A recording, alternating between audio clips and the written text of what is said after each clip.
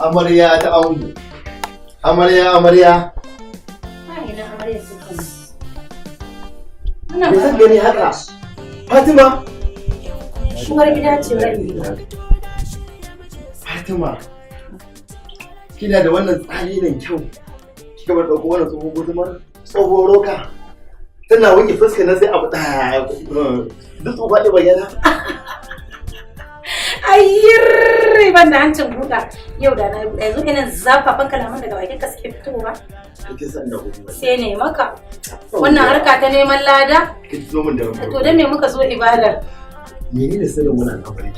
Sirrin dai ba wani abu bane da ya wuce shagon Alhaji Umar Daham sabuwar India kuma yana nan a rijiyar lemu. Shine sirrin kwalliyar kayan matan zamani. Alhaji Umar sabuwar India. Bai ma kuwa. Wata unguwa yake ne wannan ai kyau mu je a yi masa gift wannan garaban gift wannan. Anan na rijiyar lemu yake babu nisa. Kuma bari ai kafin mu je sai na karanto maka matsalolin ku tukunna ta mazajen Hausawa. Akwai sharhi. Kamata yi a ce maza ku ringa kula da matanku. Ka dai san yanzu kusan shekara 7 da yin auren mu.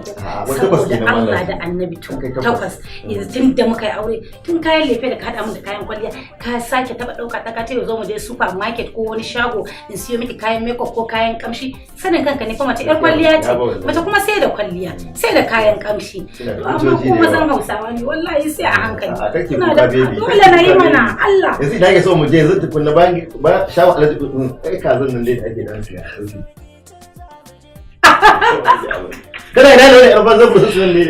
Kusun bodi tana ciki. Za ta ci uban ki. Tana ta ɗayar da uwar. Wallahi. Wai garin ya aka yi na aure ta bani tukunna. Tsautsayi marin mahaifi. Auren shine auren inconclusive. Gaskiya haka ki tashi bar garzaya mu je shagon Alhaji Umar da rijiyar lemu. dukkanin matan da ke Najeriya baki daya. Abin da kuke so za ku samu mayamayai sabulbula jakunkuna takalma komai muna da shi na gwangwajewa sai kun zo jama'a assalamu alaikum